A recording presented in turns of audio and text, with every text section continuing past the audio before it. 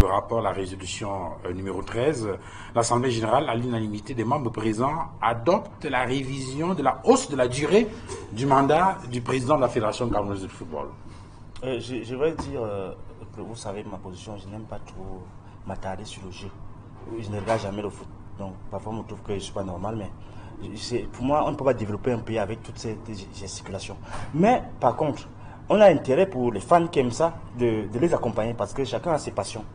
À preuve, moi, lorsqu'on faisait l'élection à la présidence de l'Africa Foot, des millions de gens ont été témoins. J'ai apporté tout mon soutien à maintes occasions à Samuel Eto'o-Fils. Je dois dire aux Camerounais en face qu'aujourd'hui je regrette mon geste et je vais demander pardon à ceux des milliers qui m'avaient écrit et qui m'avaient vraiment reproché ce soutien à mais qu'est-ce qui s'est passé? Vous avez formulé des critiques à l'endroit de la gouvernance de Samuel Eto'o-Fils? Non, c'est au-delà de la gouvernance. C'est que c'est une filouterie d'espoir. Je ne sais pas comment on peut formuler cela. Parce qu'on n'a pas besoin d'attendre longtemps pour voir comment les gens agissent. Tantôt c'est des suspensions de tels, tantôt c'est la poursuite judiciaire, tantôt c'est la révocation, tantôt on ne comprend pas. Moi j'ai eu à discuter longuement avec Guibaï à ce sujet. Et il a des arguments pertinents. Mais pourquoi ne pas discuter? Il est dans la même logique. Et c'est pourquoi je demande pardon une autre fois aux Camerounais. Parce qu'on s'est laissé avoir par cette passion. Parce qu'il représentait en quelque sorte celui qui pouvait donner de l'espoir. Mais cet espoir est entaché de filouterie.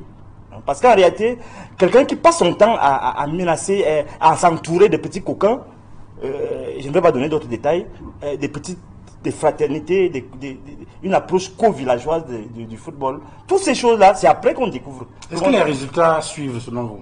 Non, la question n'est même pas les résultats. Les résultats peuvent être là. À la fin, justifie les moyens, dit-on. Oui, c'est ça, mais on est là dans une entreprise qui s'aborde même ce qu'on peut apporter de nouveau. C'est-à-dire qu'on ne voit plus le résultat. Parce que quand on agit comme ça, parce que justement on fait ça, ça veut dire qu'en réalité, il veut créer un empire dans le football. Et c'est ça que les gens doivent savoir. Mon frère, on en parlait avant l'émission. Il faut faire attention, ce gars est dangereux. Et ton fils est dangereux, je vous le dis.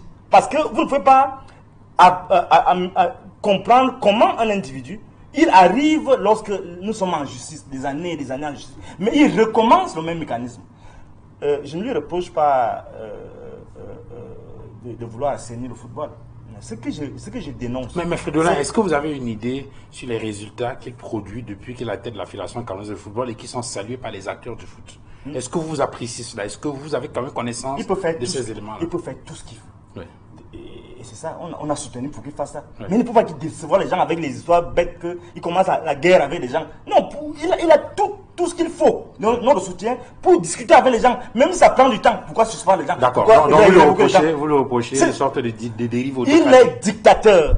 Okay. Ce qui est grave même dans ça, c'est que Samuel Eto'o-Fils se permet de copier mon voisin. Il a 7 ans, lui aussi va avoir 7 ans.